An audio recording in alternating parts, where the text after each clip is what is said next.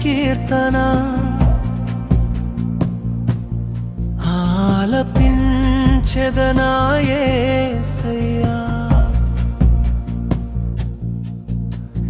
పరవశించి నే పాడెదా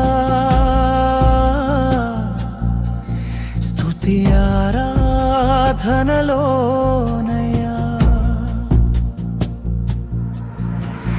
సర్వజనులారా దేవుని గూర్చి సంతోష గీతము పాడుడి.